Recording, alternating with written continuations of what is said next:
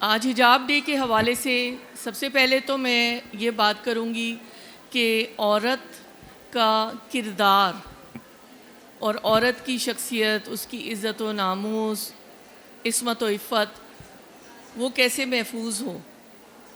تو بنیادی طور پہ جو اس وقت میرے ذہن میں نکات آ رہے ہیں کہ وہ اعتماد اس کے اندر ہو، اور اعتماد عورت کے اندر کیا چیز دے سکتی ہے۔ جو حافظ صاحب نے بات کی تعلیم اور تربیت، تعلیم اور تربیت، دین کی تعلیم، دنیا کی تعلیم بیسٹ جو ہے وہ ہونی چاہیے، جتنا بلند معیار ہو سکتا ہے۔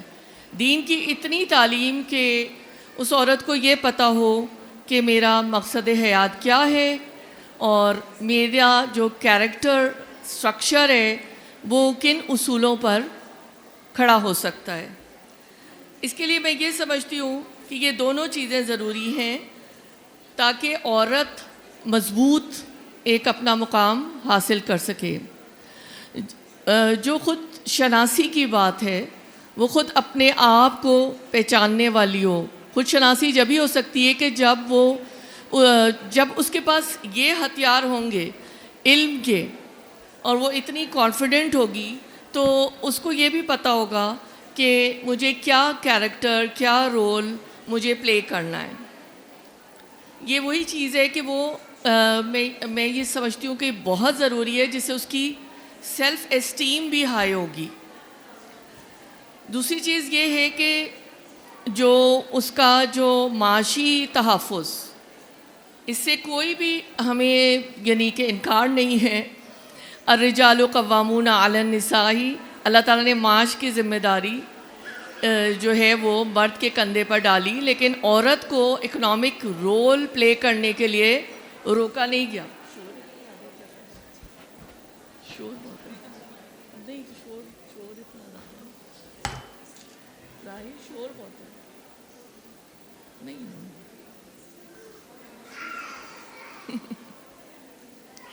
جس طرح عورت کو نگاہیں نیچی رکھنے کا حکم ہے، اسی طرح مرد کو بھی یہی کہا گیا، تاکہ وہ جو ہے یہ ایک پراپر ایک چینل جو ہے وہ بن سکے۔ ہاں، جہاں میں معاشی تحفظ کی بات کر رہی تھی، تو جب یہ علم کی بات ہوئی اور دونوں طرح کے علوم، تو اس سے یہ ہے کہ وہ اپنا اکنامک رول بھی پلے کر سکتی ہے، اور اس کی تفصیل میں نہیں جاؤں گی، لیکن یہ میں بتانا چاہوں گی کہ اسلام میں اس کی کہیں سے بھی ممانعت نہیں ہے۔ تعلیم عورت کی سب سے بڑی ڈھال ہے، اس کے بغیر وہ استحصال کا شکار ہو سکتی ہے۔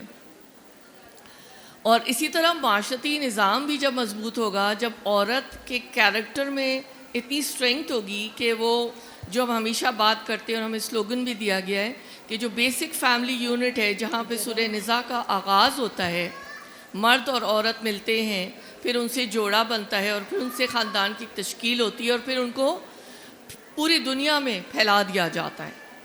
تو یہ وہ یونٹ ہے، جب وہ اسٹرانگ ہوتا ہے تو اسی طرح سوسائٹی اسٹرانگ ہوتی ہے، اور پھر دائرہ پھیلتا چلا جاتا ہے، قوم، ملک، اور پھر اس کا دائرہ پوری دنیا تک پھیلتا ہے۔ جہاں میں نے عزت و تکریم کی بات کی ہے اور مرد کے بھی فرائض ہیں، تو مرد کا بھی یہ کام ہے کہ وہ عورت کو عزت و تکریم سے نوازے۔ یہ نازک آبگینے ہیں، ان کو ٹھیس نہ پہنچاؤ۔ یہ رسول اکرم صلی اللہ علیہ وسلم کے الفاظ ہیں کہ کس طرح سے ان کو عزت دینی ہے۔ لیکن میں اپنی ملک میں اگر دیکھوں، اور ہم آپ سب جانتے ہیں، میں کسی خاص مقام کا یا صوبے کا نام نہیں لوں گی، لیکن مجھے بہت دکھ ہوتا ہے جب میں ایسے واقعات دیکھتی ہوں، اور آپ سب کو یہ باتیں پتہ ہیں کہ وراثت میں حق نہیں ہوتا۔ مہر کو لوگ سمجھتے ہیں، خدا نخواستہ مہر وہ تو جب طلاق یا کھلا ہوگی تو پھر ملے گا لوگوں کو، چونکہ علم نہیں ہے۔ اسی طرح جو یہ ساری باتیں ہوتی ہیں، تو عورت جو ہے وہ پھر اپنے آپ کو کھڑا نہیں کر سکتی۔ شور بہت ہے، فائدہ نہیں شور بہت ہے، کیا کروں؟ جی تو عورت کا تحفظ خدا نخواستہ یہ نہیں ہے کہ اس کو زبردستی پردہ کرایا جائے، یا زبردستی اس کو نقاب پہنایا جائے کہ وہ اتنی ولنریبل یا اتنی وہ فرائبل چیز ہے کہ اس کو کچھ ہو جائے گا. دس از ناٹ دا کانسیپٹ. وہ کانسیپٹ جو ہے وہ اس کی کردار کی تشکیل ہے, چاہے وہ پردے میں, حجاب میں, نقاب, یہ اس کا اپنا جو ہے وہ طریقہ ہوگا جو وہ اختیار کرے. تو اسی طرح معاشرتی, اخلاقی, مالی اور قانونی یہ تمام پہلوؤں پر یہ محیط ہے. بس میں اتنی بات کروں گی اور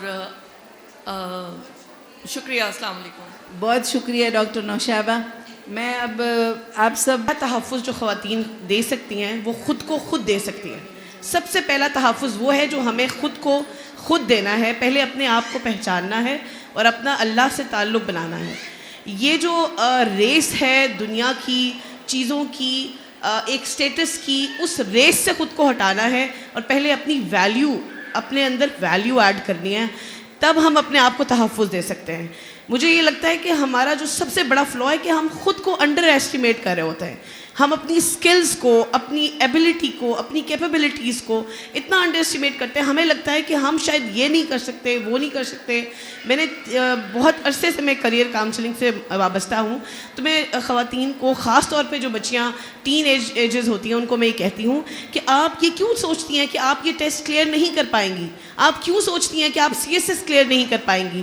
آپ یہ کیوں سوچتی ہیں کہ آپ کوئی ایسا کمیشن کا ایگزام پاس نہیں کر پائیں گی؟ یو جسٹ ٹرائی ونس, اور پھر آپ دیکھیں کہ آپ بہت کچھ کر سکتی ہیں. And it's not only about doing a job اور doing some business, it's about doing house chores as well.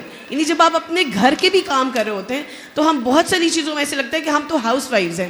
میری بہت ساری فرینڈز یہ مجھے کہتی ہیں ہم تو کچھ نہیں کرتے, ہم تو house wife. You do a lot. ہم بینگ ہاؤس وائف, میرا یہ ماننا ہے, اور میں اپنے بچوں کو بھی کہتی ہوں اور اپنے بیٹوں سے بھی یہ بات کہتی ہوں, میرے 3 بیٹے اور 1 بیٹی ہے, میں ان سے کہتی ہوں کہ آپ جو بھی کام کریں اس میں محنت کریں, اپنا انپٹ دیں, کوشش ڈالیں. لا یکلف اللہ نفسا الا وسعها, کہ آپ کی وسعت سے بڑھ کے اللہ تعالیٰ آپ پہ نہیں ڈالتا کوئی بھی بوجھ, آپ بھار نہیں ڈالتا. You can do it. تو جو بھی سچویشن آئے آپ یہ کہیں کہ ہم کر سکتے ہیں, اپنے آپ کو ویلیو دیں, اپنی قدر کریں, اور دنیا کی جو ریس ہے اس میں چیز کرنا چھوڑ دیں.